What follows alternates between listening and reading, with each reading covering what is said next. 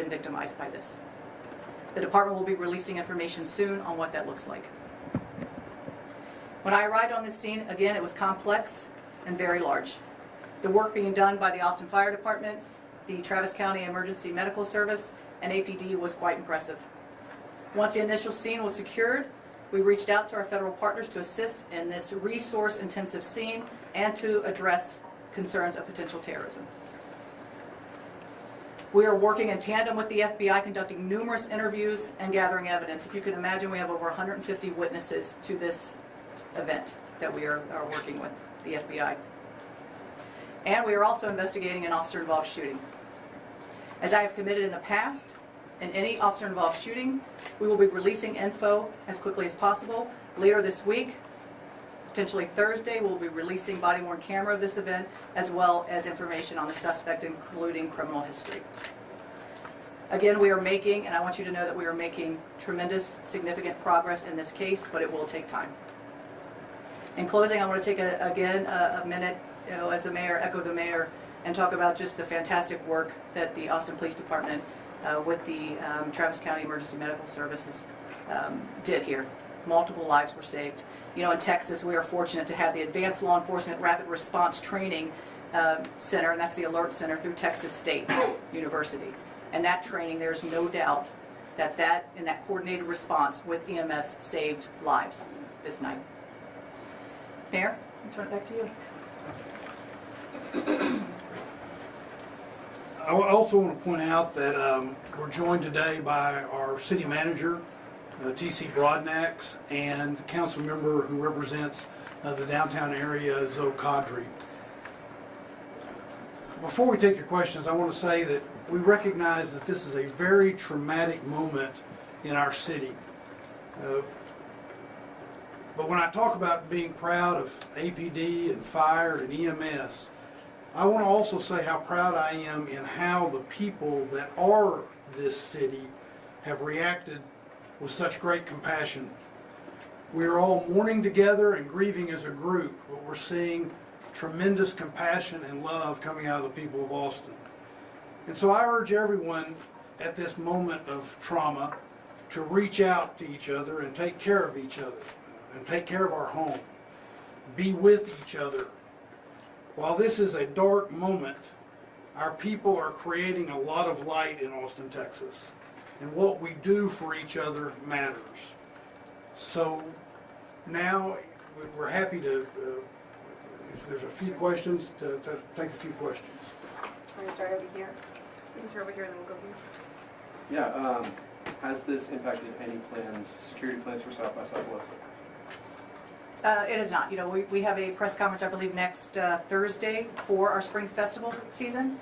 And certainly as we look at Austin and what makes Austin so great are those events. We are a major city police department and we go in best practices. I feel confident that the resources we have in play, South by Southwest, will continue on and it will be a safe festival season. Do we know how the suspect acquired these guns and whether they were acquired legally? The guns were required legally. I believe in 2017 out of San Antonio they were purchased. Can you tell us more about the victims? I think you said Savitha, Sean, and Ryder Harrison.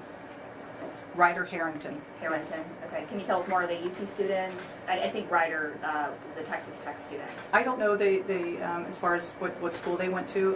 That's certainly something that we can look into. But they were young. I believe Ryder was maybe 22 and Savitha 24 or 20 respectively. Yeah. Are you able to share any details about the warrants that were executed yesterday in Del Valle and in Pflugerville?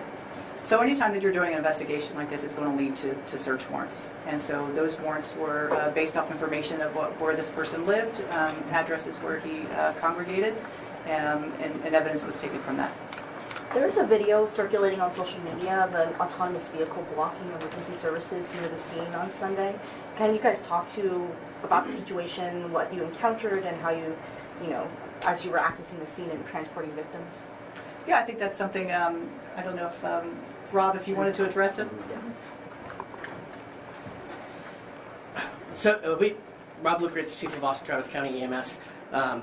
EMS as well as our fellow public safety partners work very closely with the autonomous vehicle vendors that operate here in the city of Austin. We had more than 20 assets, resources that responded to this event. As was said at an earlier press conference, we were on scene within 57 seconds. And so in the grand scheme of the impact on the overall incident, we don't believe it had any impact on patient outcomes.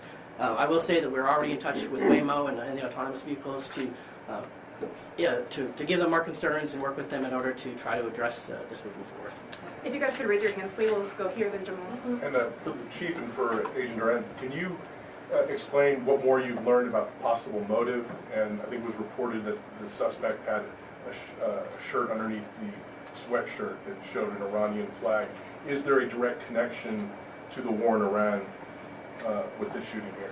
So I think for our purposes, as we're, looking at the totality of this, and certainly as a police chief, and we're coming in and we're getting this information, and we see those indicators, we see, the second shirt with the Iran, the picture of the Shah on that T-shirt as well.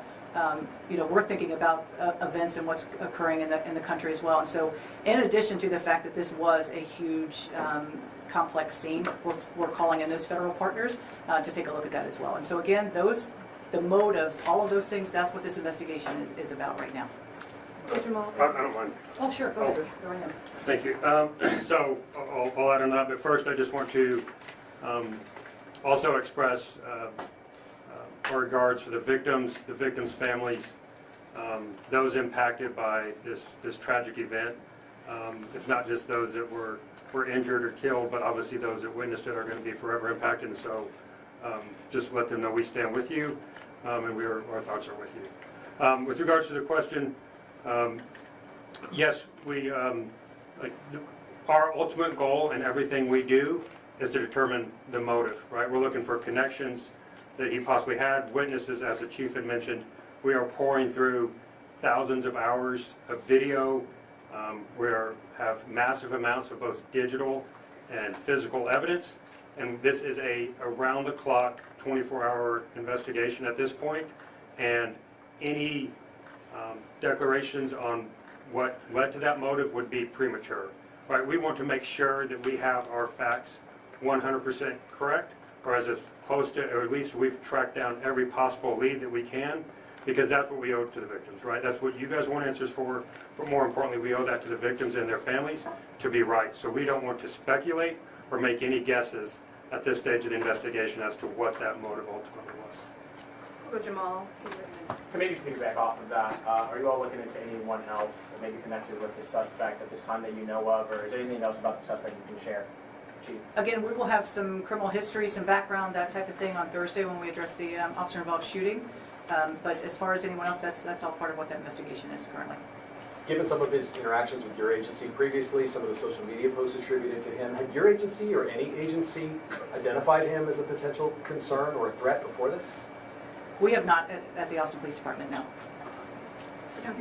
No, he was not previously on our radar.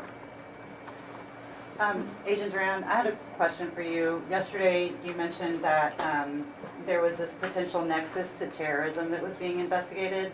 Can you tell us what that means in regular words, and also what those, what we've learned about that? So any act of targeted violence, which is what this was, we're going to pursue all investigative lines, right? And that is certainly one of them, along with multiple other avenues of where this could go, right? It's always very difficult to determine what's in an individual's mind that leads them to commit this type of violence.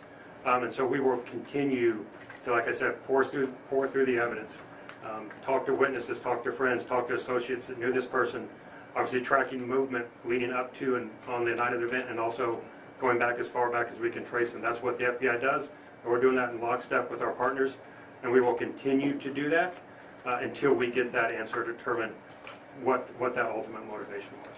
So we'll take 2 or 3 more questions. We're going to start in the back here, and then we'll go to Angela and Dante. Thank you. For either the Chief or Special Agent Duran, how closely are you working with other major cities like the NYPD, the LAPD? We know New York put out a statement saying that they saw what happened in Austin and they're taking it seriously and has put them on high alert. Are you talking to other cities? Can you tell me a little bit about that? Yeah, I think, being part of the Major City Chiefs Association, those are, in contact with all of those chiefs and what's going on. And everybody better be on heightened alert. I mean, this is, you know, what happens across the country, we all need to be aware of, and certainly as major cities, you look at best practices and you look at the way you keep people safe. That's absolutely important, and there's probably not a police chief across this country that's not talking to someone. Angela and Dante, you'll have a final question. So yesterday, 3 patients were in critical condition. Has there been any status updates on the hospitalized patients?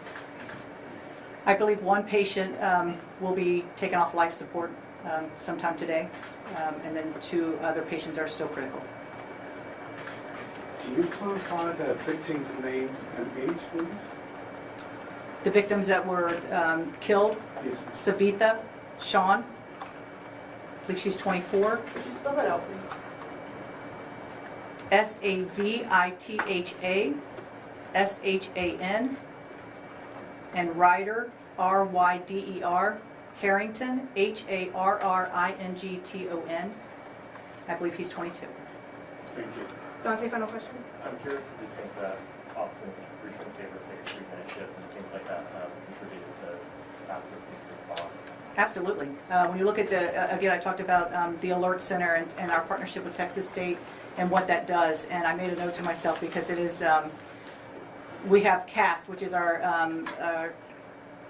Counter Assault Strike Team, CAST, and that includes EMS, it includes AFD and APD. And they sit in this very room every Friday, Saturday, and Sunday night to address potential threat concerns from our entertainment areas. And so that is something that we have to be prepared for when you have large events, large-scale events, and we do this in our other large-scale events as well. When you're talking South by, you're talking about other things where there are large crowds. We are there and prepared. So absolutely. Thanks so much, guys. If I might add one thing to that, in 2024, and Chief Lukeritz and I talked about this yesterday, I guess it was, in 2024, the City of Austin also created the Downtown Area Command with EMS so that we would be better ready. That's what the recommendations coming from the professionals in EMS said they wanted and needed, that sort of thing, so we would be better ready. You know, God forbid there was a situation like this, and we think that also played a significant role in addition to what the Chief was saying. Thank you all.